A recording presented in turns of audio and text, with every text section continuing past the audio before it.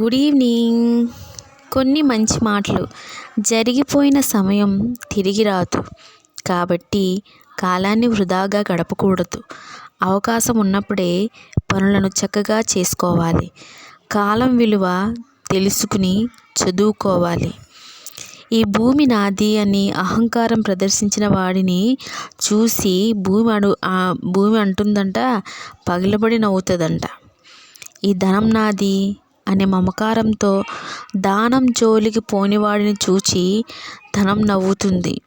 యుద్ధం అంటే భయపడే పిరికివాడిని చూసి యముడు నవ్వుతాడు. విద్యాధనాన్ని దొరలు దోచుకోలేరు, దొంగలు ఎత్తుకుపోలేరు, అన్నదమ్ములు వచ్చి పంచుకోలేరు. ఈ విద్యాధనమే ప్రపంచ అభివృద్ధికి మూలం. శరీరంలో బాణాలు గుచ్చుకుంటే ఉపాయంతో వాటిని తొలగించుకోవచ్చు.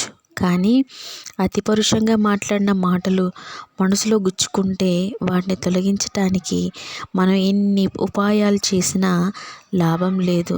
అవి తొలగిపోవు. రోషవేషాలు మనుషులకు పాపాన్ని అంటగడతాయి. ఇవే దుఃఖానికి మూలం. అట్టి గుణాలను విడిచిపెట్టిన వారిని పండితులు సైతం మెచ్చుకుంటారు. ఒకరు చేసిన కీడు మరిచిపోవాలి, కానీ ఇతరులు మనకు చేసిన మేలును ఎప్పుడూ ఎన్నడూ ఎక్కడా మర్చిపోకూడదు. అందరి పట్ల అనురాగంగా, ప్రేమగా, మర్యాదతో ప్రవర్తించాలి. ధనవంతునికి మనం చేసే మేలు వ్యర్థం.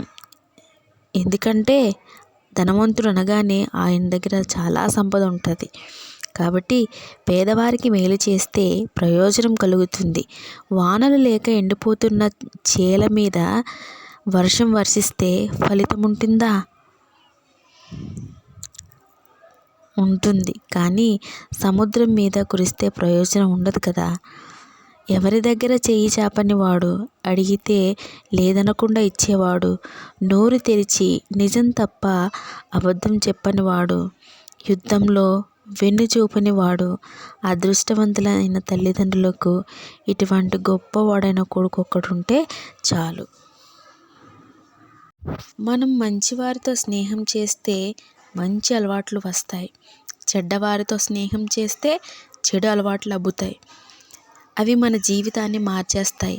అందుకనే స్నేహితులను ఎంచుకునేటప్పుడు చాలా జాగ్రత్తగా ఆచితూచి ఎంచుకోవాలి. చక్కగా చదువుకొని బుద్ధిగా ఉండే పిల్లలతో స్నేహం చేయటం వలన వారు కూడా జీవితంలో మంచి స్థానం సంపాదించుకుంటారు. చదువు మీద శ్రద్ధ లేని, బాధ్యత లేని పిల్లలతో స్నేహం